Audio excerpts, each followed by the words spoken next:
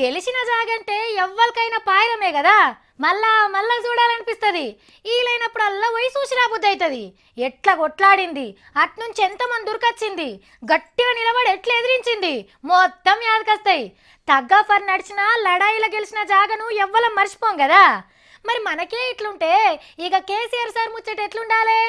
Single player తోని అవతలను చిత్తు గోడగొట్టొచ్చిన జాగది. అసొంటి తావులకు మళ్ళా పోతే ఎట్లుంటది?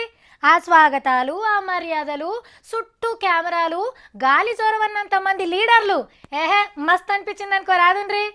మరి ఇంతకు సారు పోయింది ఏడుకో మీకు తెలుసా? టీఆర్ఎస్ ఎంపీలంతా నిలబడ్డది ఏడనుకుంటుండ్రు?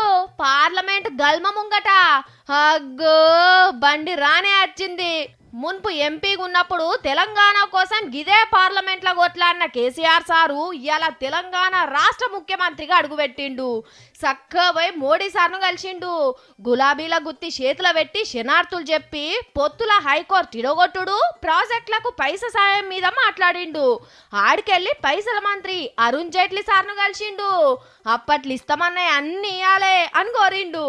ఎన్కశీరి నీళ్ల మంత్రి ఉమాభారత్ మేడాన్ని కలిస్తే మిషన్ కాకతీయ పథకాన్ని తారీఫ్ చేసిందట. ఇక ఇంకో 2-3 సెంటర్ మంత్రులను కూడా కలిసేదే ఉండేనట. గాని సారు సుస్తుకున్నాడు, జ్వరం ఇంకా తక్కువ కాలేదట. కానీ మీరు నజర్ వేసిండ్రో లేదో, కుడి భుజం లెక్క ధర్మపురి సీనన్న, ఎడమ భుజం లెక్క పొంగులేటి సీనన్న, పైల్వాన్ మల్కాజ్గిరి మల్లన్న సారుకు ఎంత ఇమ్మతిస్తున్నారో. మున్పు పార్లమెంట్లో తిరిగినప్పుడు ఇద్దరే ఉండిరి. ఇప్పుడు చూడండి కేసీఆర్ సార్కు ఎంత బలగం ఉన్నదో.